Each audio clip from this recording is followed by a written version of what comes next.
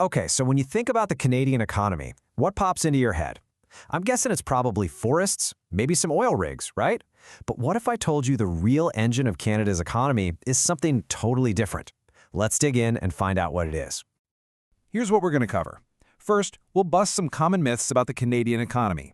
Then, we'll see where Canadians actually work. After that, we'll look at the engine that really drives it all, see what happens when that engine sputters, and finally, figure out what all of this means for you. All right, first up, let's talk about the image of Canada. You know the one. It's a land of incredible natural beauty and resources, for sure. But that is not the whole story, not by a long shot. So take a second. Close your eyes if you want. What does the Canadian economy really look like to you? What comes to mind?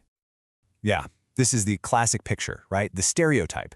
A nation built on chopping down trees and digging stuff out of the ground. But what if I told you that picture is, well, it's kind of misleading. Now, you're probably thinking, what on earth does a circus have to do with the Canadian economy? Well, it turns out, everything. Guy Laliberté's wild idea for Cirque du Soleil created this massive international entertainment giant that wasn't based on natural resources at all. It was built on pure creativity and performance. And we're not talking about some small-time show here. 5,000 employees. I mean, think about that. This is a major global company, and it makes a huge contribution to our economy, proving that services can be an incredibly powerful economic force. And it's not just a small piece of the pie. It's most of it. Over 70% of Canada's entire economic output comes from the service sector. We're talking about everything from banking and healthcare to entertainment and retail. It's huge. And wow, look at this chart. It really lays it all out, doesn't it? When you look at Canada's biggest companies, the service sector, that's the tertiary industry, just dominates. There are literally twice as many massive service companies as there are in primary industries like oil and mining. Okay, so that's the big national picture. But does this whole idea hold up when you zoom in on a small town that's, built on resources? Let's take a look. I want you to picture a town like Kapuskasing in northern Ontario. It's a classic forestry town.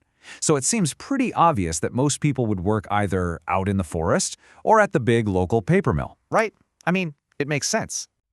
Yeah, nope, not even close. And this is just wild. Even in a classic resourcey town, nearly 3/4 of all the jobs are in the service sector. We're talking teachers, doctors, mechanics, people working at the grocery store. They're the vast majority of the workforce. And Kapuskasing isn't some weird exception. It's actually the rule. Across the whole country, more than 3 out of every 4 working Canadians has a job in a service industry. It's, by far, where most of us make a living. So we figured out what the economy is made of. But how does it all actually work?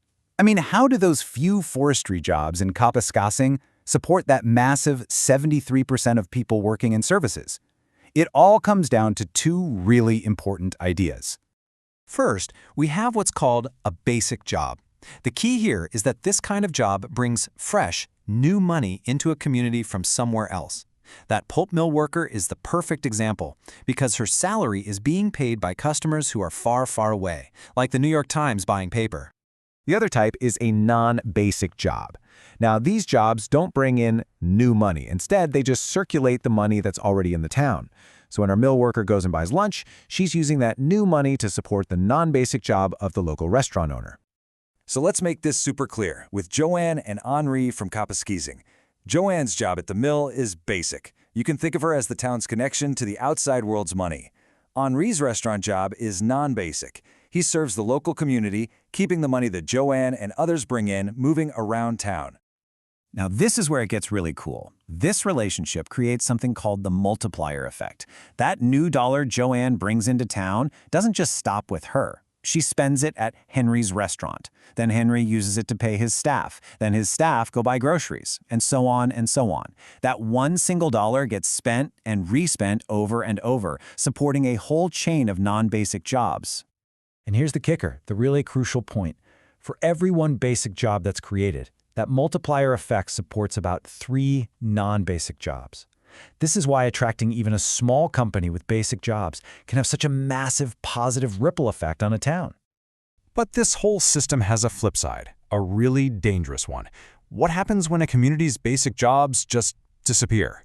That multiplier effect can go into reverse, and trust me, the results can be absolutely devastating. Just look at these two stories. Over in Schefferville, Quebec, the iron ore mine was the town's only basic industry. When it closed, the town basically collapsed. The new money stopped flowing in, so all those non-basic jobs just vanished. The population cratered. But then you have Elliott Lake, Ontario. They faced the exact same problem when their mines closed, but they got creative. They found a new basic industry by marketing themselves as a retirement community. All those retirees brought their pensions and savings, new money, into the community, and it saved the town. This all leads us to a really big debate about the future of Canada's economy and, let's be honest, your future career. So, where should we be focusing our energy? What's the right path forward? Well, on one hand, you just can't argue with the numbers. Services provide the vast majority of jobs, plus all the things that make life good, like healthcare and education. But on the other hand, our resource sector is a massive source of those all-important basic jobs, and the export income that fuels that multiplier effect. Both sides make a really powerful case. And while we're having this debate, the ground is constantly shifting under our feet. This quote is, well, it's pretty mind-blowing. The 10 most common jobs in 2014 didn't even exist 10 years earlier. Just let that sink in. It shows you how unbelievably fast the world of work is changing. So, we'll end with this question. We know the key to a healthy economy is a steady stream of basic jobs that bring new money in. In a world that's changing so fast with new technology and global markets, the big question isn't just about resources versus services anymore. It's about innovation. Where will those vital, economy-building jobs of the future come from? And how will you be a part of creating them?